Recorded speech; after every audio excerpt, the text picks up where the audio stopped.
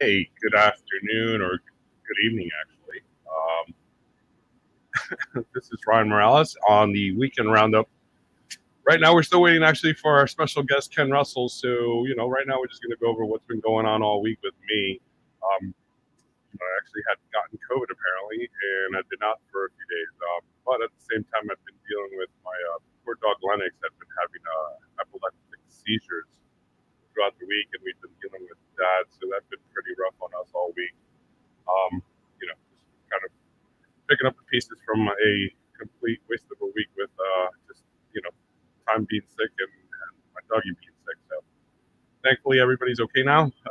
He's looking much better now. Still a little sick and not doing as good as he should, but we're hoping that the medicine will kick in properly soon and him not be so goofy anymore. Um, Other thing right now for this week, we're looking for volunteers. Definitely need people to help out and jump on and help us make some calls and send out some text messages and shoot out some emails and write some letters and basically let people know about my campaign because this is we got a few weeks left for a primary. We got to make sure that we win this election and that we do what we got to do. Sure that we're doing here.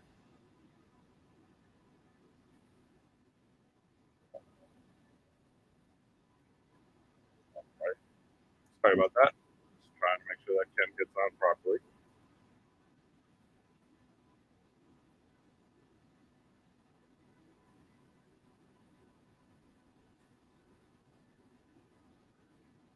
All right. So if your name is not Wilton Simpson, you got my vote.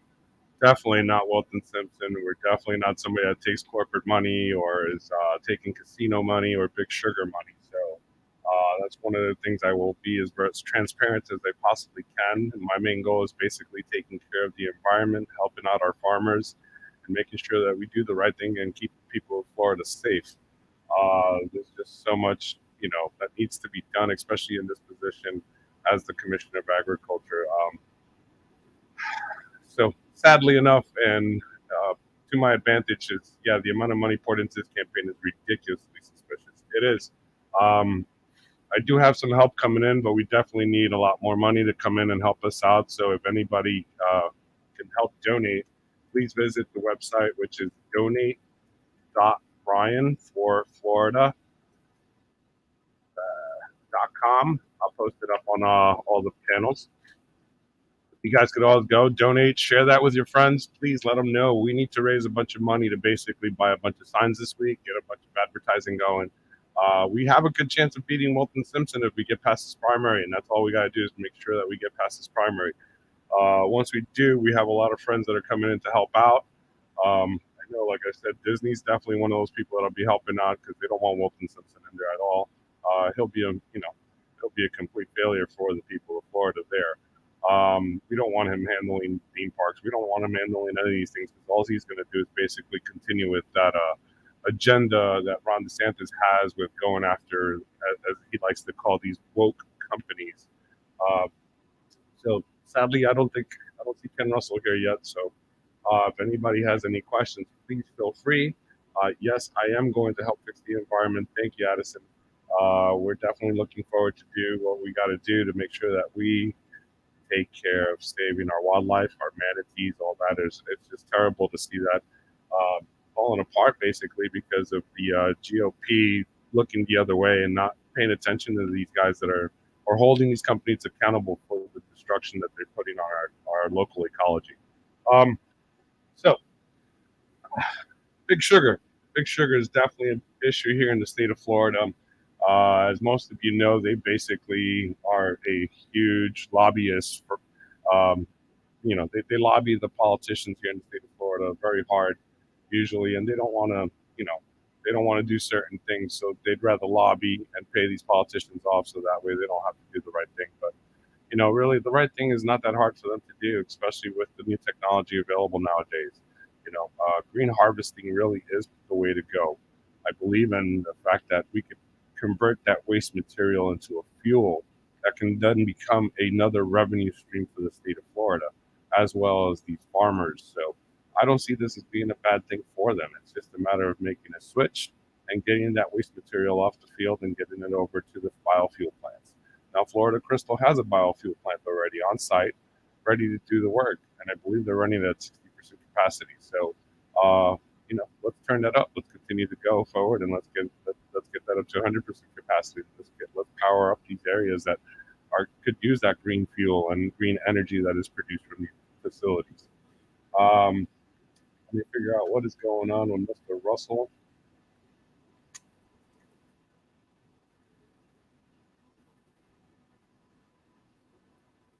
All right, I guess I'm solo this evening.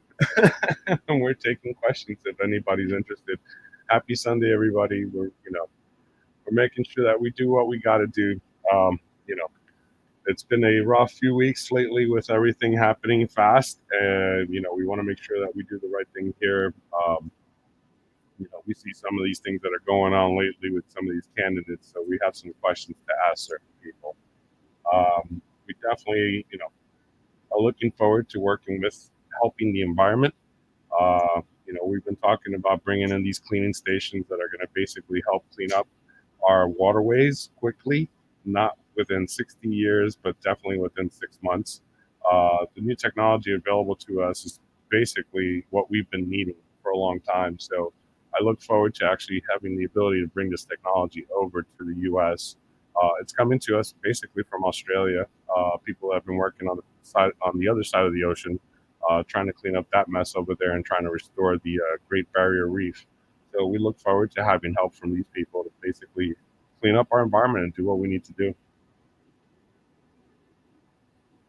So, I guess if we don't get Ken in here in the next 3 minutes, we'll end up cutting it short. But if you got anything to ask, please feel free to ask. I know there's been a lot of questions lately because people have been asking me a lot of questions online, especially about my positions with the different topics at hand. So, as a quick PSA, just as a matter of fact, the Commissioner of Agriculture does not have anything to do with rent control or rent hikes or anything like that.